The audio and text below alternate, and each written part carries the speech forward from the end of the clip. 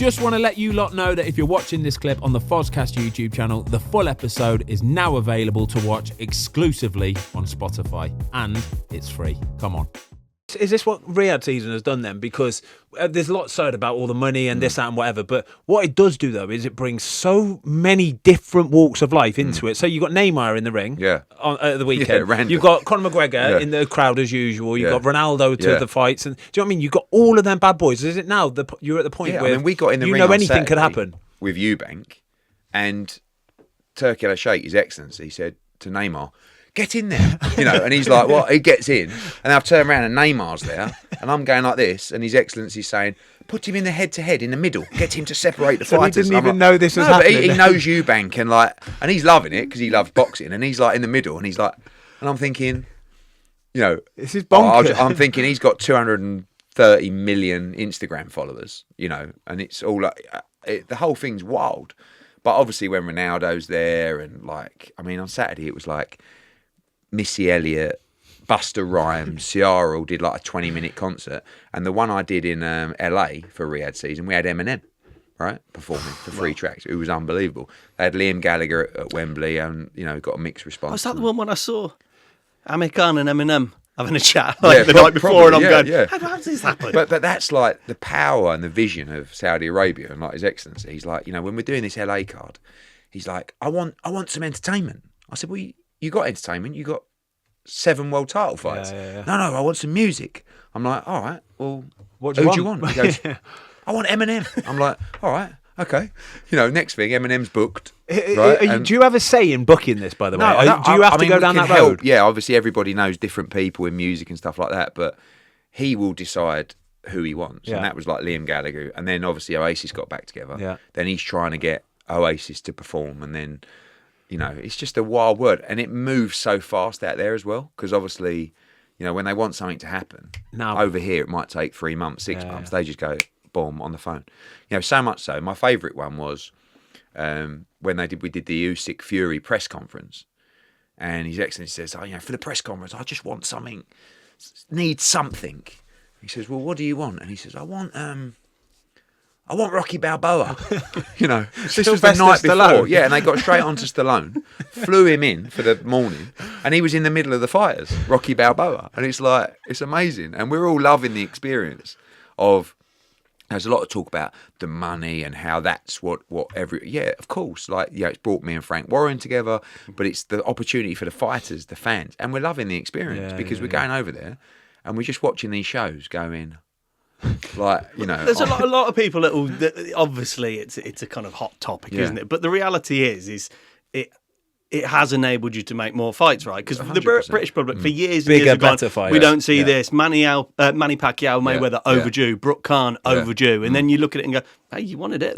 They've had a year since it started. They've done Fury and Ngannou, then that massive day of reckoning card with all the heavyweights and Joshua, Fury against Usyk, Joshua against Ngannou, Joshua Dubois at Wembley, Crawford Madrimov in LA, the 5v5, right, which was great, even though we got spanked, Bivol Beterbiev, and now Usyk Fury 2. That's really in 13 months. You can't, and the thing is as well, it's on our time zone.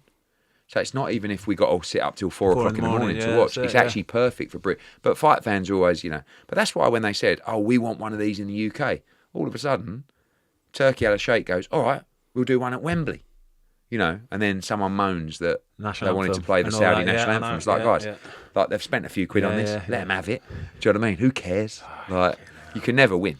That's the reality. Well, I like the rise of it, because obviously with social media, the rise of social media, is there a better sport that suits viral clips than boxing? No. I mean, it's nuts, isn't it? The amount of stuff that we see. I kind of catch up. I'm a casual, but catching up on little highlights of boxing stuff, and then you see the press conferences, and it just makes it into this show. Well, it is a show, and it's digitally, boxing is pretty much the second biggest sport in the country and in the world in terms of interaction, opinion, clicks, and all that comments kind of stuff. You've got obviously UFC's big as well, but outside of football, it's the biggest, and it's always been that way. And all the controversy of what happens during the night, people are talking about it for weeks. If it was Ben Whittaker a couple of weeks ago, you know, at the Bivol Beterbiev show. All of a sudden, they've gone over the top rope. He's being wheeled out in a wheelchair.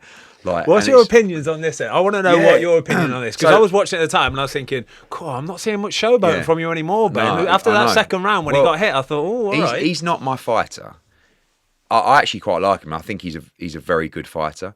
But this is the moment where, as the promoter, you have to put on the vest and take all the bullets, right? Yeah. And you have to protect your fighter. Yeah. You've had a stinker, right?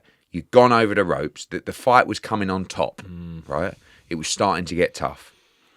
He leans towards you. You look up at the clock, which is never a good sign for a fighter, and you get pushed over, and you kind of He's happy let to yourself- go. Yeah, yeah. He pulled him on with him as well.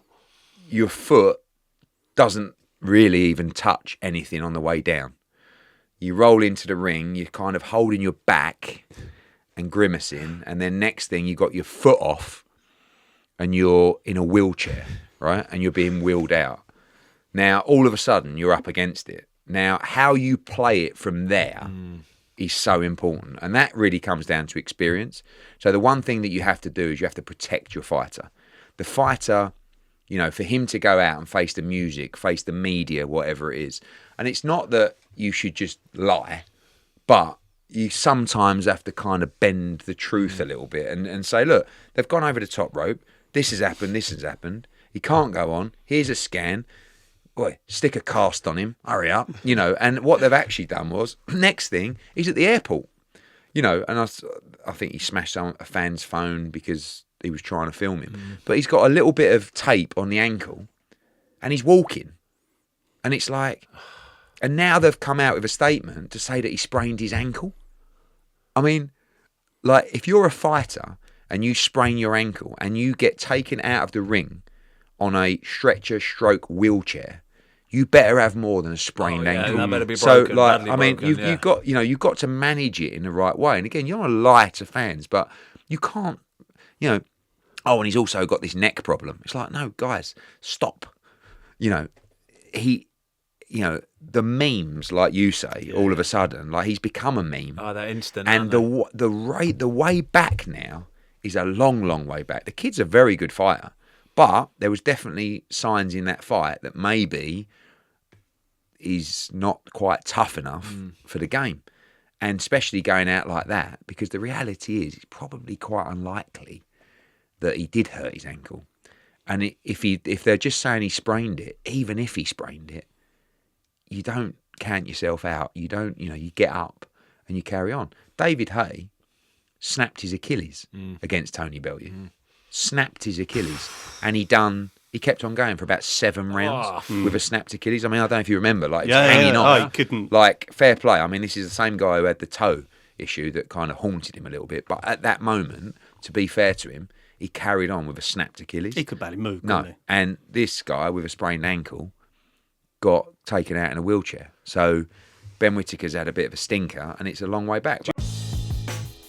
Thanks everybody for watching. We hope you enjoyed this clip of the Fozcast. If you would like to watch the full episode, it is now available exclusively on Spotify for free.